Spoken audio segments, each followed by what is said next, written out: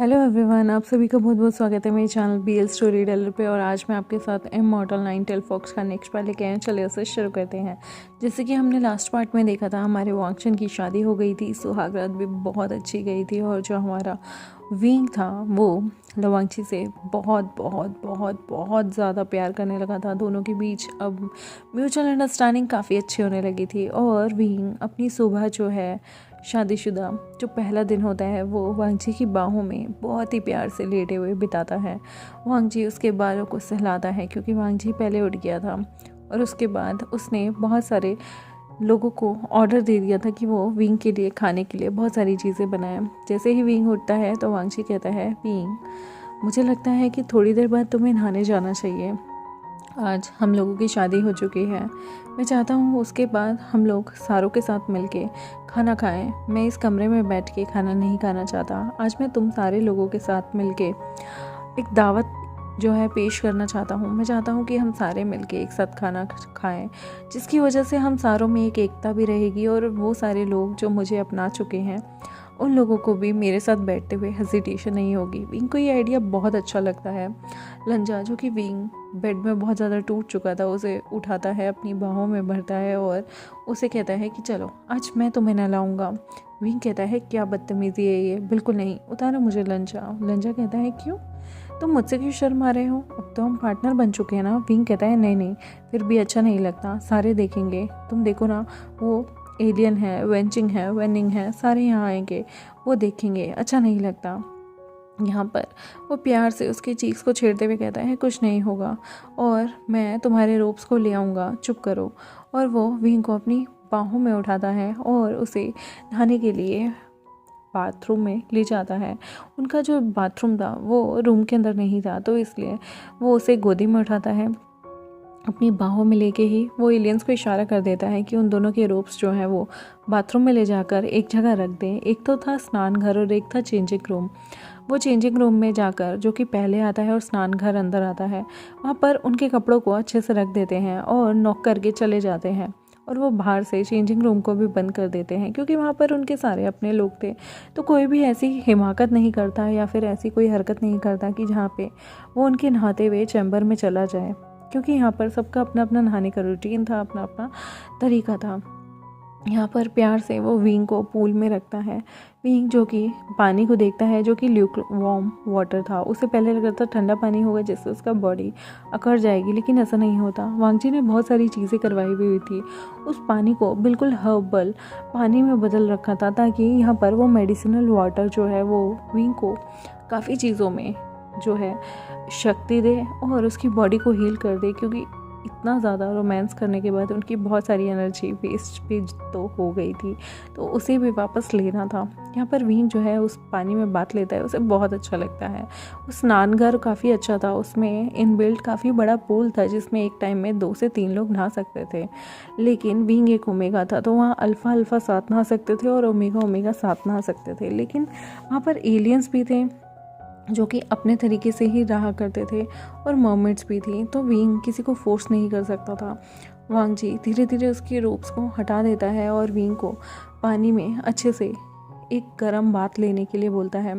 यहाँ पर ये दोनों एक दूसरे की बाहों में एक दूसरे को हग करके उस पानी में बहुत देर तक बैठते हैं, अपनी बॉडी को सॉक करते हैं और उसके बाद वांगजी बाहर जाकर पहले एक टॉवल से विंग और खुद को क्लीन करता है। दोनों ने एक दूसरे को स्क्रब कर दिया था और उसके बाद वो जाकर कपड़े पहन लेते हैं। वांगजी पहला दिन एलियंस, मर्मेड्स, वेंचिंग, वेनिंग के साथ बिताता है। वो वेंचिंग और वेनिंग को भी बहुत प्यार आदर सत्कार से वहाँ बुलाता है। गौशी यानी कि वन कर्शिंग और जोशिशु भी पहली बार उनकी शादी के बाद आज पहली बार खाने का टाइम था। गौशी विंग को कहते हैं, विंग तुम्हारी शादी हो गई है, तुम एक ओमेगा हो, आज तुम्हारी रसोई की रस्म होनी चाहिए थी। लेकिन विंग कहता है, गौशी आज मेरी कंडीशन ठीक नहीं है। यहाँ पर गौशी का भी चेहरा लाल हो जाता है और जोशिशु कहता है, उफ ये अल्फाज ना होते ही ऐसे हैं विंग, तुम्हें पता है जब पहली बार मेरी रात तुम्हारे गौशी के साथ थी मेरी हालत क्या हुई थी। गौशी वहाँ पर आँख दिखाता है और जोशिशु से कहता है क्या बोल रहे हो तुम चुपचाप आके इधर बैठो। तो जोशिशु कोनी मारते हुए कहता है चुप करो तुम, बताने दो मुझे, तुम्हें पता है वन कर्शिंग कितना ज़्यादा पावर था और इसने मुझे कितना ज़्यादा तंग किया था।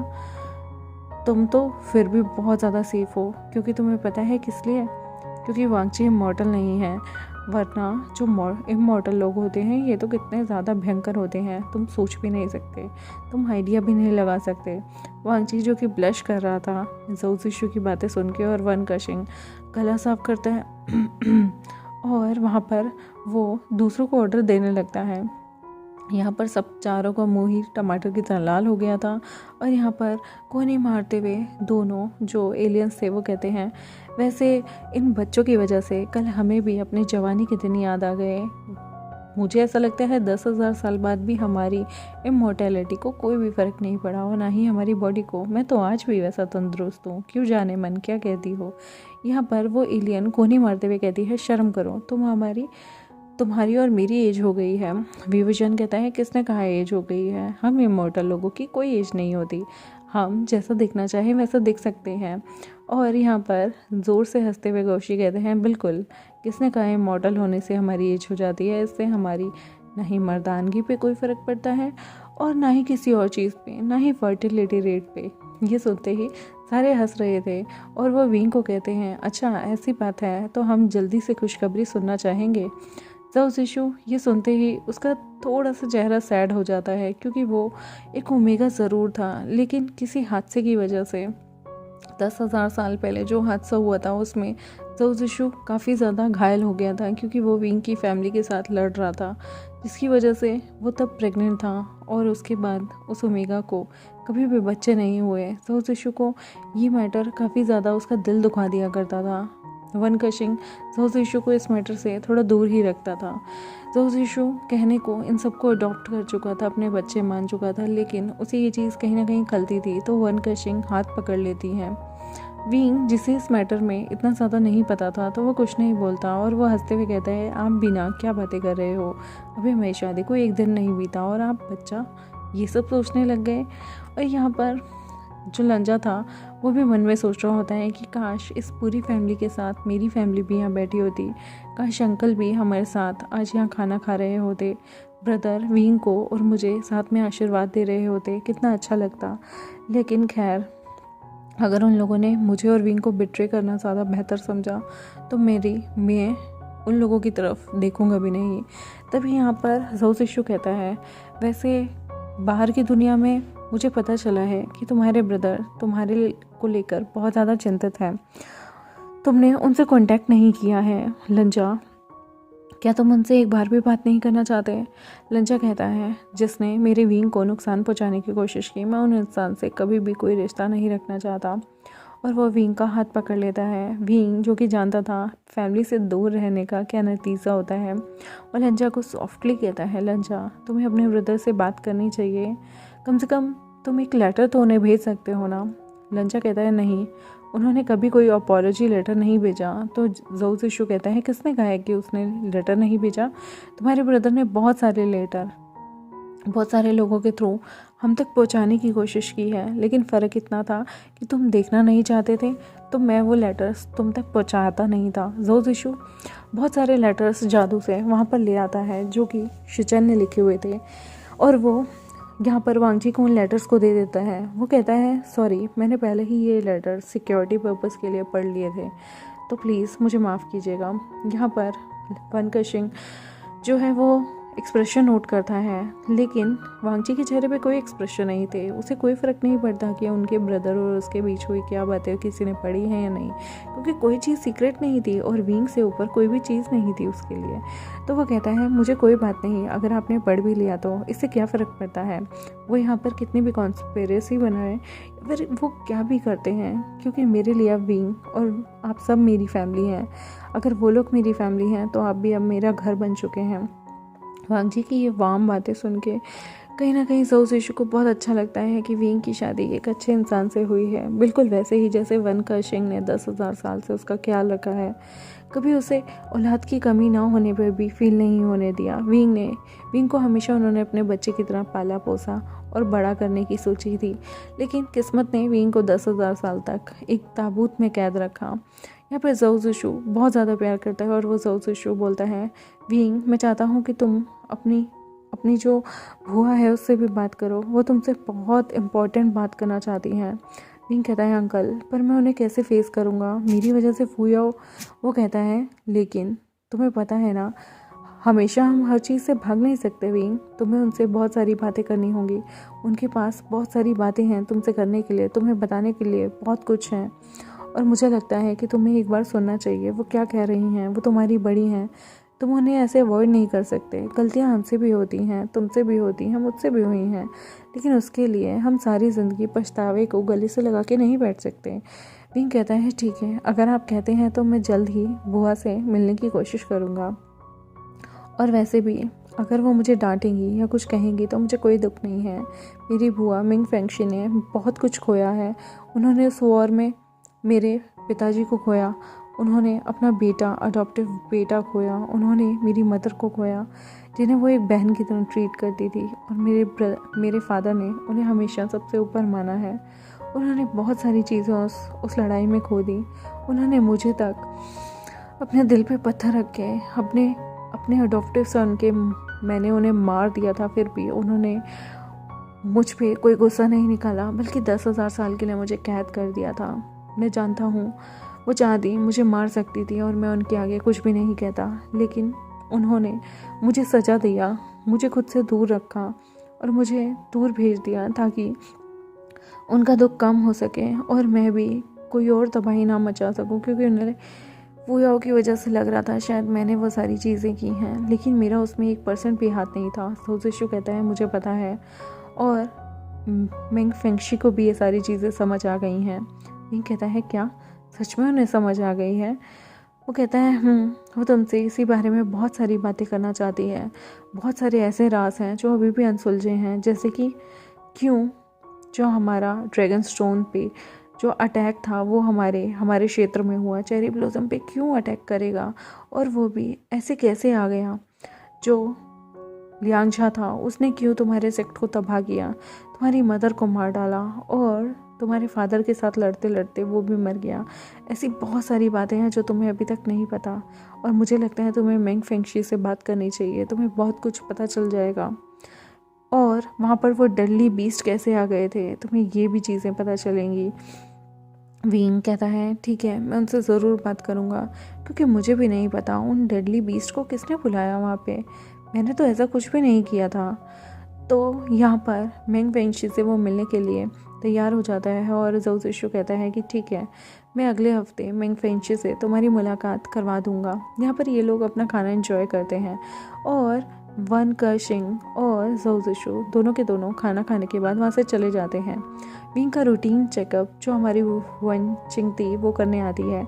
वन चिंग को बहुत ज़्यादा विंग की फ़िक्र होती है, क्योंकि विंग की एनर्जी काफ़ी एग्जॉस्ट हो चुकी थी। रिसेंटली वो 10,000 साल भी अंदर रह के आया था, और विंग को जो सीने में तीर लगा था उसकी वजह से भी काफ़ी इंजरी हुई थी। तो वन केशिंग एज अ डॉक्टर उसका बहुत ख्याल रखती थी, उसकी इम्यूनिटी को कम नहीं होने देती थी। और विंग भी बहुत सारी मार्शल आर्ट और स्वर्डमैनशिप लगातार करता था, तो विंग के लिए हर चीज़ का ख्याल रखा जाता था। और यहाँ पर वो विंग की नर्व्स भी पकड़ती हैं और जांच करती हैं कि अगर विंग को कहीं बच्चा होने की संभावना तो नहीं है। अगर ऐसा कुछ सिचुएशन बनेगी तो वो विंग से पूछेंगी। अगर वॉर अभी हुई नहीं है, विंग बेबी करना चाहेगा तो ठीक है, वरना वो विंग को एक ऐसा काढ़ा पिला देंगी जिससे फ़िलहाल के लिए विंग पेरेंट्स नहीं बन सकते, विंग और लंजा। लेकिन विंग ने कभी ऐसा कुछ सोचा नहीं, वो गो विद फ्लो जाना ही बेहतर समझता है। वही सोचता है कि अगर बेबी होता है तो भी ठीक है, और अगर नहीं भी होता तब भी उनका अभी फ़िलहाल बच्चे को लेके कोई प्लान नहीं है, उन्होंने कोई चीज़ सोची नहीं है। पर वेंचिंग और वेनिंग एक डॉक्टर होने के नाते वो डील नहीं दे सकते थे अपने पेशेंट के साथ। यहाँ पर वेंचिंग विंग से पूछती है क्या उसने प्रिकॉशन लिए। विंग मना कर देता है, तो वो उससे पूछती है क्या वो लोग बच्चे के बारे में सोच रहे हैं। तो विंग कहता है मैं ऐसा कुछ नहीं सोच रहा, और अगर ऐसा होगा भी तो वेंचिंग मुझे नहीं लगता कि मुझे कोई ऐसी दवाई पीनी चाहिए जिससे मैं किसी इंसान को ख़त्म कर दूं, क्योंकि इंसान का पैदा होना इस दुनिया की सृष्टि की सबसे खूबसूरत रचना होती है। और वैसे भी ये हमारा कोई 10वां 12वां चाइल्ड नहीं है, ये हमारा पहला चाइल्ड है, और पहले 2 या 3 चाइल्ड हम अफोर्ड कर सकते हैं तो उतने मेरे लिए काफ़ी हैं। बाकी अगर हाँ ये मेरा तीसरा, चौथा, पांचवा बच्चा होता तो मैं सोचता उसे अबॉर्ट करने की, लेकिन अभी मैं ऐसा कुछ नहीं सोचता और अभी ऐसे कोई सिम्टम मेरे अंदर होंगे भी नहीं। यहाँ पर उसे जांच करने के बाद वेंचिंग कहती है तुम अभी फ़िलहाल ठीक हो और तुम्हारी इंद्रियां भी काफ़ी अच्छे तरीके से काम कर रही हैं। तुम रोज़ मेरी दी हुई मेडिटेशन, मेरी बताई हुई चीज़ें करो तो तुम्हारी बॉडी बहुत जल्दी बहुत सारी चीज़ों से रिकवर हो जाएंगी। तुम 9 टेल फॉक्स हो और अगर कभी वॉर में तुम्हें उस फोर्स का यूज़ भी करना पड़ा तो तुम जानते हो कि तुम्हारे कितने लेवल तक की शक्तियाँ उसमें यूज़ होती हैं, तो इसलिए तुम्हें खुद को स्ट्रेंथन करना होगा। विंग कहता है डोंट वरी, तुम्हारे बनाए हुए टॉनिक, तुम्हारी बनाई हुई दवाइयाँ, मैं हर चीज़ आराम से लेता हूँ। और तुम प्लीज़ लंजा का भी ख्याल रखो। लंजा की भी गोल्डन कोर अब बहुत ज़्यादा एक्टिव हो रही है क्योंकि वो 18+ हो चुका है और इसकी वजह से जब भी उसकी गोल्डन कोर बहुत ज़्यादा मेडिटेशन, स्वॉर्डमैनशिप या फिर चीज़ों से एक्टिव हो जाएगी तो उसे एक ऐसा काढ़ा बना के दो जो कि उसकी गोल्डन कोर पे असर ना करे, उसकी पूरी बॉडी पे असर ना करे, क्योंकि कभी कभी लंजा की बॉडी बहुत ज़्यादा गर्म हो जाती है। यहाँ पर वेंचिंग कहती है अल्फाज के साथ ऐसा होना बहुत नॉर्मल है, लेकिन अगर कभी उसे कोई तकलीफ़ होती है तो तुम ये दवाई रख सकते हो। वो उसे एक दवाई देती है और कहती है कि ये चीज़ तुम्हारे बहुत काम आएगी अगर लंजा को कभी एग्जॉशन फील होती है बहुत ज़्यादा काम करने की वजह से, तो इस दवाई को तुम सेवन कर सकते हो। इवन ये बहुत ज़्यादा फ्रेंडली है अल्फाज के लिए। विंग कहता है वो एक इमॉर्टल नहीं है तो याद रखना इंसानी तरीके से या कल्टिवेटर के तरीके से ही उसे दवाई देना। यहाँ पर मुस्कुराते हुए वेंचिंग कहती है डोंट वरी, वो इमॉर्टल है या नहीं है लेकिन वो एक अल्फ़ा है और उसकी गोल्डन कोर उतनी ही एग्जॉटिक है, उतनी ही ज़्यादा अच्छी है जितनी कि एक इमॉर्टल की होती है। बस फ़र्क इतना है कि लाइफ स्पैन दोनों का अलग अलग है। एक पूरी उम्र जी सकता है और एक का लाइफ स्पैन जीवन और मृत्यु के बीच में है, अटल है कि वो एक दिन पैदा हुआ है तो एक दिन मरेगा ही मरेगा। तो यहाँ पर जब वेंचिंग बात करती है तो विंग का दिल कहीं ना कहीं दुखने लगता है क्योंकि वो कभी नहीं चाहता था कि लंजा को कुछ हो जाए और उसकी आंखों के सामने कुछ हो जाए, वो तो बर्दाश्त ही नहीं कर पाएगा। शायद ये ऐसा गम होगा, लियांगजा को मरते हुए देख पाया, लेकिन अगर उसने लंजा को ऐसे देख लिया तो विंग तो पागल ही हो जाएगा। यहाँ पर विंग जो है वो उसकी आंखें थोड़ी नम हो जाती हैं तो वेंचिंग कहती है क्या सोच रहे हो। विंग कहता है लंजा इमॉर्टल नहीं है, मुझे लंजा को खोना नहीं है, क्या मैं उसे कभी इमॉर्टल नहीं बना सकता। वेंचिंग हंसते हुए कहती है वो 10,000 साल पहले पैदा हुआ होता तब भी कोई गारंटी नहीं दी कि वो इमॉर्टल होगा और तुम आज सोच रहे हो कि आज मैं उसे इमॉर्टल बना दूँ। इम्पॉसिबल, ऐसा हो ही नहीं सकता क्योंकि वो कल्टीवेटर है और कल्टीवेटर पैदा होते हैं और मर जाते हैं। हाँ, वो बीच में बहुत अच्छे काम ज़रूर करके जाते हैं लेकिन वो अजर नहीं हो सकते, अमर नहीं हो सकते। और इस बारे में सोचना छोड़ दो, जितनी भी ज़िंदगी है उसे खुल के जियो। हमें नहीं पता कल हमारी भी होगी या नहीं होगी, कोई ऐसी चीज़ आ जाए या कोई ऐसी चीज़ आन पड़े तो उसमें हमारी भी जान जा सकती है। हम इमॉर्टल ज़रूर हैं लेकिन हमारा भी अंत एक ना एक दिन ज़रूर हो जाएगा।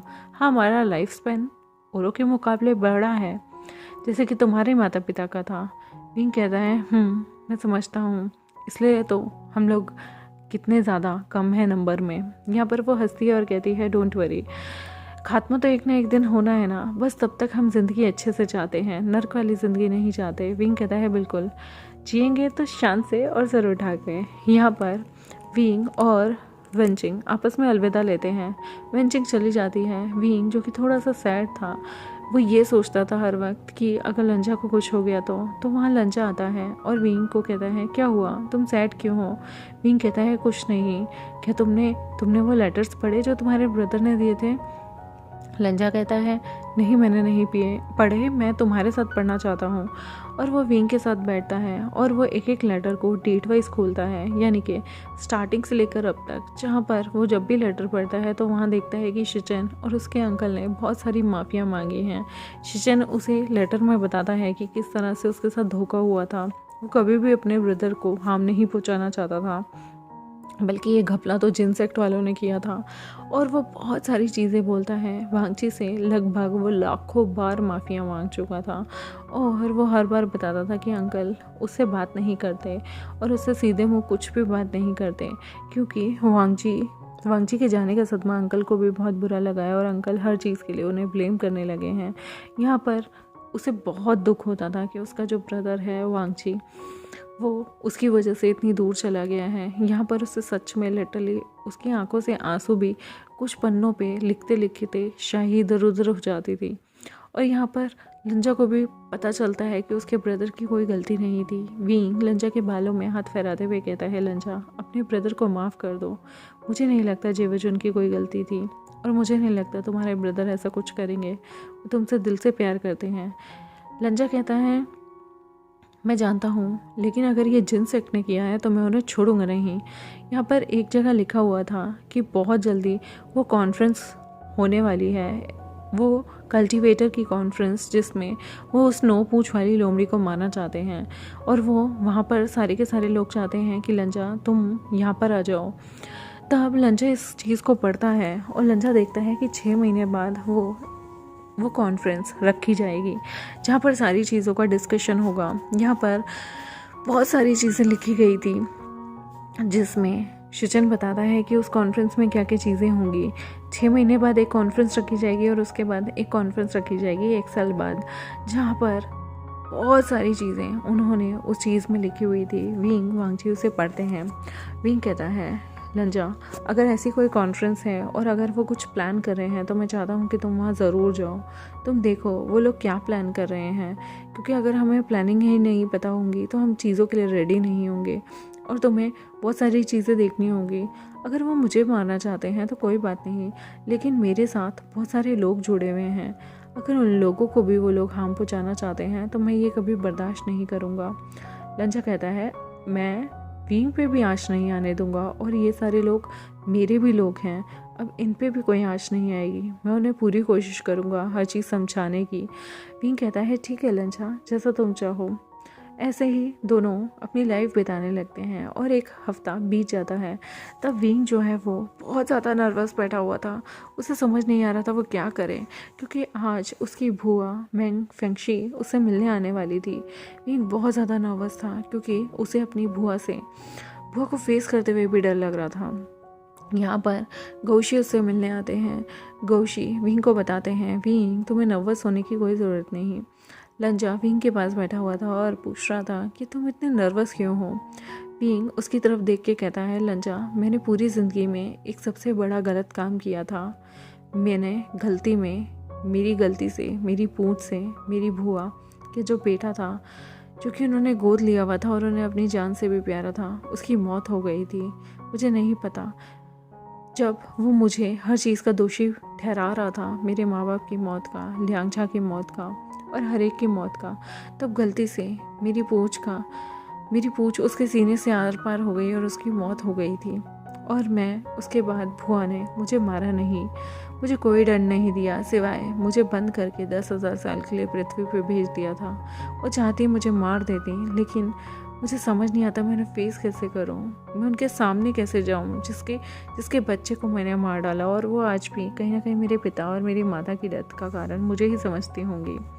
विंग की आंखों से आंसू गिर जाते हैं तो लंजा उसके पूरे चेहरे को अपने हाथों में पकड़ के उसके आंसुओं को पोंछते हुए कहता है, विंग तुम इतने कमज़ोर तो नहीं थे, तुम इतने कमज़ोर क्यों हो, और अगर तुमसे कोई गलती नहीं हुई तो अपनी बुआ को बताओ कि जो भी हुआ इम्पल्सिवनेस की वजह से हुआ।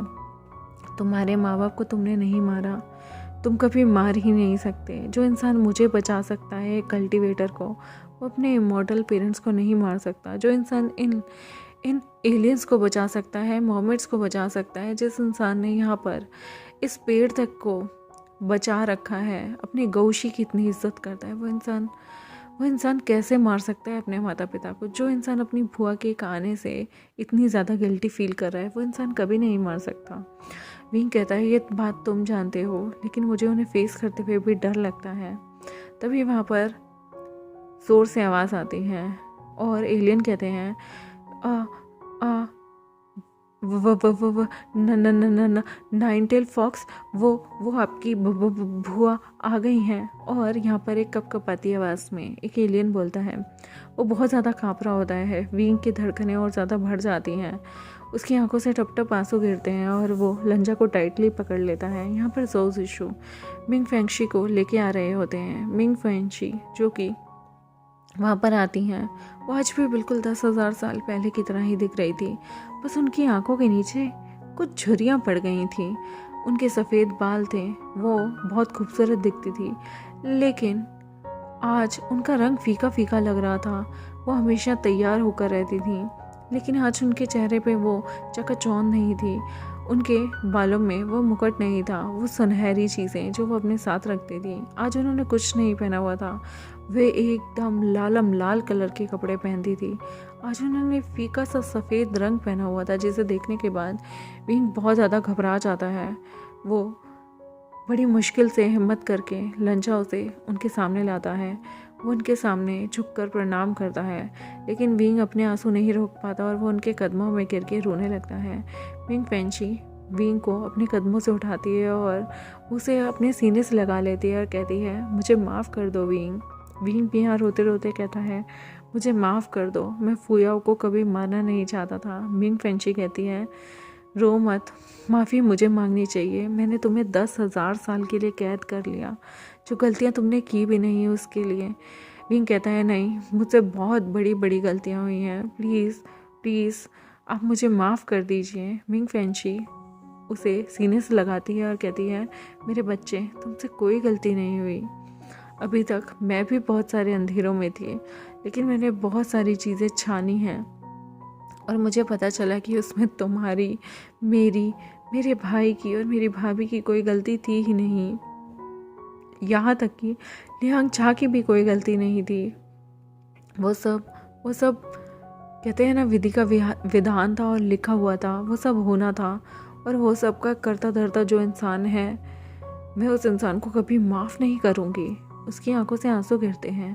तभी विंग कहता है, मुझे पता है उस इंसान का करता धरता वो आप मुझे मानती हैं, लेकिन प्लीज़ प्लीज़ मुझे माफ़ कर दीजिए। वो विंग को सीने से लगाते हुए टाइटली रोते हुए कहती हैं, मुझे माफ़ कर दो विंग, मुझसे बहुत बड़ी गलती हो गई। मैंने एक सांप को पाल के रखा और मैं ज़िंदगी भर ये सोचती रही कि वो मेरा अपना है, लेकिन वो सिर्फ सांप था और सांप ही होता है। वो एक टाइम आने पर जितना भी सांप को दूध पिला लो वो डस ही लेता है। उसी तरह से मैंने जिस सांप को पाला था उसने मुझे डस लिया। यहाँ विंग रोते हुए कहता है, मैंने आपको कभी नहीं डसा। वो हंसते हुए कहती हैं, तुम अपने लिए क्यों सोच रहे हो, मैं तुम्हें सांप नहीं बोलती। अच्छा चुप हो जाओ, मैं तुमसे बहुत सारी बातें करूँगी। वो विंग का हाथ पकड़ती हैं। विंग जो कि देखता है अब उसकी भुआ इतनी खूबसूरत नहीं रही, उनके हाथों पर झुर्रियाँ पड़ने लगी थी, उनकी आंखों के नीचे भी झुर्रियाँ आ गई थी। वो पहले से बहुत ज़्यादा पतली हो गई थी, जिससे मानो उन्होंने खाना पीना अन्न पानी सब छोड़ दिया हो। विंग उन्हें ले जाकर एक टेबल पर बैठाता है। वो अपने सहारे से ढंग से चल भी नहीं पा रही थी, तो शिशु ने उन्हें सहारा दिया हुआ था। विंग कहता है, आपकी ये कंडीशन कैसे हुई, आप तो इमॉर्टल है ना, आपको तो कुछ भी नहीं हो सकता था। तो वह हंसते हुए कहती हैं, ये सब मेरे कर्मों का खेल है। मैं बहुत टाइम से पश्चाताप कर रही थी और बहुत दिनों से मुझे वो प्रतिशोध उस इंसान से लेना है जिसने मेरे पूरे परिवार को ख़त्म कर दिया। विंग कहता है, लेकिन मैंने ऐसा कुछ नहीं किया। लंजा भी बोलता है, इसने कुछ भी नहीं किया। तो वो कहती है, मुझे पता है। तुम जानते हो विंग कि इन सारे मर्डर के पीछे कौन था? विंग इनोसेंटली देखते हुए कहता है, कौन? वो कहती हैं, मेरा खुद का अडॉप्टिव बेटा फुयाओ। मैं उस इंसान को कभी माफ़ नहीं करूँगी। तुम्हें पता है, तुम्हारे कबीले में एक बार शिचन आया था तुम्हारे लिए लियांग झा के लाए हुए तोहफे लेके, और वो तुम्हें बहुत सारी चीज़ें देना चाहता था जो लियांग झा ने तुमसे शादी करने के लिए भेजी थी। फुयाओ ने उन सबको जहर दे के मार डाला और तो और शिचन को भी मार दिया। वो शिचन जो कि फुयाओ से बहुत प्यार करता था, उसने उसका गर्दन काट के चेरी ब्लॉसम सेक्ट की तरफ से तोहफे में लियांग झा को भेजी थी। विंग ये बातें सुन के बहुत ज़्यादा घबरा जाता है और वो एक जगह स्टन रह जाता है और वो एक जगह टूट कर बैठ जाता है। वो कहते हैं, क्या कहा आपने? सिर काट के? लियांगचा तो उसे अपने भाई की तरह समझता था। विंग फेंची कहती है, वो उसे भाई की तरह समझता था और तुम्हें पता है उसका जब सिर काट के यहाँ पर उसे भेजा गया तो गुस्से से पागल हो गया था लियांगचा, इसलिए वो तुम पे हमला करने आया। तुम्हें पता है डेडली बीस्ट को किसने बुलाया?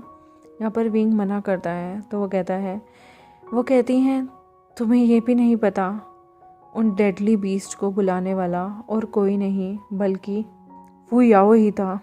उसने चाहा था कि तुम्हारे सेक्ट पे जब लियांगचा हमला करे तो वो डेडली बीस्ट भी तुम लोगों को ख़त्म कर दें। और उसके बाद तुम्हें पता है उसकी प्लानिंग क्या थी?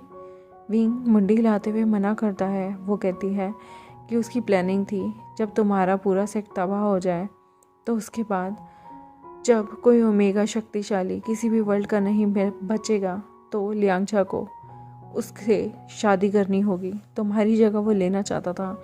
डेडली बीस्ट वहाँ पर तुम्हारे पेरेंट्स और तुम्हें मारने आए थे, लेकिन तुम्हें बचाने के लिए लियांगचा और मेरे ब्रदर ने अपनी जान दे दी। कौशी तुम्हें टाइम से हर जगह ले गए और तो और ज़ोज़िशु उसी वजह से मारा गया। उसका बच्चा उसी वजह से मारा गया।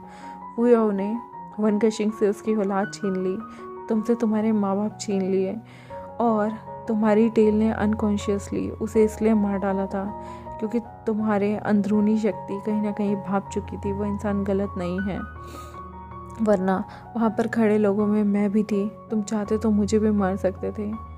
विंग कहता है, लेकिन आपको ये सारी चीज़ें कैसे पता चली? यहाँ पर मिंग फेंची उसे बहुत सारी चीज़ें दिखाती हैं। ज़ोज़िशु वहाँ पे एक बक्सा रखता है।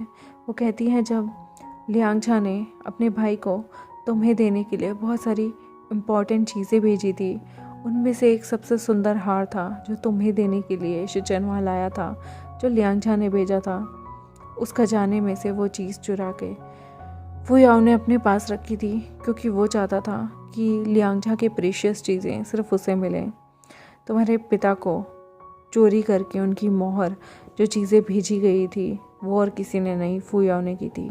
फू याओ ने एक खत लिखा था जो कि बहुत ही ज़्यादा ब्लंडर वाला था और उस पर तुम्हारे पिता की चोरी करके जो मोहर थी वो लगा दी गई थी। तुम्हें पता है जब तुम्हारे पिता लड़ रहे थे बाकी के सारे लोगों से और यहाँ तक कि वो जब लड़ाई कर रहे थे लियांगचा की पूरी फौज से और डेडली बीस्ट से, तब फू याओ ने उनकी सारे इम्पोर्टेंट चीज़ें चुरा ली थी और ख़ुद के नाम एक वसीयत बना ली थी कि अगर तुम्हें कुछ हो जाता है तो सारी चीज़ें फू याओ को मिल जाएं। चेरी ब्लॉसम सेक्ट और हमारे मिंग सेक्ट का दोनों का ही उत्तराधिकारी फू याओ बनेगा, जिसकी शादी आगे चलकर अगर तुम्हें कुछ हो जाता है तो लियांगचा से तय उसकी शादी हो जाएगी। उसने ये सारी चीज़ें लियांगचा को पाने के लिए किया, लेकिन उसे ये नहीं पता था कि उसकी लगाई हुई आग में खुद लियांगचा ही जलकर राख हो गया, और वो भी। लेकिन तुम बच गए और मुझे लगा कि तुमने ये सारी चीज़ें की हैं। मैं फू याओ के प्यार में अंधी थी और मैंने 10,000 साल तुम्हें पृथ्वी पर सड़ने के लिए भेज दिया। मुझे बहुत दुख होता था जब मैंने सारी चीज़ें अपनी आंखों से पाई। जब मैंने फू याओ के खजाने में, जब उसकी मौत के बाद जब मैंने उसका कमरा संभाला तो मुझे बहुत सारी ऐसी चीज़ें मिली। लियांगचा ने तुम्हारे लिए जितने भी प्यार भरे खत लिखे थे वो फू याओ के पास क्या कर रहे थे, और ऐसी ऐसी महंगी चीज़ें जिन पे ड्रैगन के सिंबल बने हुए थे वो एक ड्रैगन सेक्ट का इंसान तुम्हारे लिए भेजेगा, तो वो फू याओ के कबर्ड में क्या कर रहे थे। और जब मैंने उसके पास अपने भाई वी चांगसे की मोहर देखी जो कि एक राजा के पास होती है और उसके मरने के बाद तुम्हारे हाथ होनी चाहिए थी, तो वो चीज़ मेरे बेटे के कमरे में क्या कर रही थी, क्योंकि मेरा बेटा भी तो तुरंत वॉर के बाद मर गया था, तो उसे तो ये चीज़ें ले जाने का टाइम भी नहीं मिलेगा। तो उसने ये चीज़ें यानी कि पहले से चुरा ली थी और ये सारी चीज़ें वो पहले से ही कर रहा था। मुझे बहुत बुरा लगा। तुम्हें पता है उसने अपने लिए एक शादी का जोड़ा सिलवाया हुआ था जिसमें उसने अपने पसंद के ड्रैगन स्टोन की जगह रखवाई हुई थी, और उसने चेरी ब्लॉसम सेक्ट के भी चीज़ें यानी कि फूल गुदवाए हुए थे। यानी कि वो सोचता था कि वो एम्परर का बेटा बन जाएगा, वो चेरी ब्लॉसम सेक्ट पे रूल करेगा और उसके बाद वो एम्प्रेस बन जाएगा ड्रैगन स्टोन की। लेकिन कहते हैं ना, जब आप किसी के लिए गड्ढे खोदते हो तो आपके लिए भी गड्ढा खुद जाता है। फुयाओ अभी उस गड्ढे में बहुत बुरी तरह से गिरा और उसका तो मैं नाम भी नहीं सुनना चाहती। यहाँ पर विंग, जो कि बहुत ज़्यादा चीज़ें सुन के हक्का बक्का था, वो एकदम टूट जाता है और वो कहता है, बुआ आखिर उसने ऐसा क्यों किया? मैंने तो उसे हर चीज़ दी थी। यहाँ पर मिन फेंगशी कहती है, तो तुम्हें क्या लगता है मैंने कोई कसर छोड़ दी थी? वो मेरा अपना खून नहीं था, लेकिन मिंग सेक्ट में मैंने उसे हर चीज़ दी, उसे अपना उत्तराधिकारी बनाया, उसे क्राउन प्रिंस बना दिया था। मेरा उत्तराधिकारी वो होता। लेकिन कहते हैं ना विंग, लालच बहुत बुरी बला होती है। उसने लालच किया, उसने हर वो चीज़ पाने की कोशिश की जो तुम्हें मिलनी चाहिए थी, और देखो उसने अपनी जान तक खो दी। उसने मुझसे, जिसने उसे पूरा सेक्ट दे दिया, उसे अडॉप्ट कर लिया, उससे उसका भाई भाभी, उसे सब छीन लिया। मेरे पति के जाने के बाद फुयाओ मेरे लिए बहुत कुछ था, लेकिन फुयाओ के लिए शायद मैं कुछ भी नहीं थी। देखो ना, उसने मेरे भाई भाभी को मारा, उसने तुम्हें दूर कर दिया, उसने लियांगझा के लिए ना जाने कितने पापड़ बेले। इससे अच्छा वो एक बार कह देता कि उसे लियांगझा से शादी करनी है, तो मैं उसके लिए लियांगझा से भी अच्छा इंसान ढूंढ के लेके आती। लेकिन पता नहीं क्या लालच था उसके अंदर कि उसने ये रास्ता चुना। उसने मेरी ममता तक को शर्मिंदा कर दिया। यहाँ पर विंग उनके आंसू को पोंछते हुए कहता है, ऐसा कुछ नहीं है, आपने हम दोनों में कभी फ़र्क नहीं किया और आपकी कोई गलती नहीं थी। मिंग फेंगशी कहती है, मेरी गलती कैसे नहीं थी?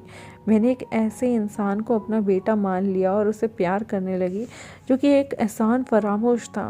उसने सब बर्बाद कर दिया, लाखों लोग मर गए, पूरा चेरी ब्लॉसम सेक्ट और ड्रैगन स्टोन तबाह हो गया।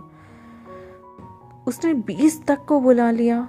वो इतना खूंखार बनना चाहता था सिर्फ इसलिए कि तुम्हें नीचा दिखा सके। मिंग कहता है, मुझे ऐसा लगता है कि फुयाओ का दोबारा जन्म हो गया है। तब यहाँ पर मिन फेंगशी गुस्से में देखती है और कहती है, क्या कहा तुमने?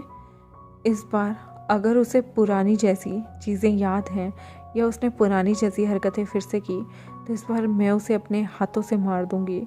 इन्हीं हाथों से मैंने उसे पाला, उसकी दुआएं मांगी, लेकिन अगर उसने फिर से अपनी ईविलनेस नहीं छोड़ी तो इस बार उसे अपने हाथों से मैं ख़त्म करूंगी विंग। यहाँ पर गौशी कहता है कि लियांगझा पे जो अटैक हुए थे वो उसके ब्रदर ने नहीं, बल्कि जिन सेक्ट के जिन गुआंगियाओ ने किए थे, जो कि हूबहू फुयाओ जैसा दिखता है। मुझे ऐसा लगता है कि फुयाओ को विंग से कोई प्रॉब्लम है और लियांगझा से भी। जैसे उसने पहले लियांगझा को मरवा दिया था, अब वो लंजा पे इस तरह की चीज़ें तो मतलब यूज़ कर रहा है। मुझे ऐसा लग रहा है कि वो ये पैतरे लंजा को नुकसान पहुंचाना चाहता है और वो उसके साथ साथ विंग को भी कहीं ना कहीं ख़त्म करना चाहता है।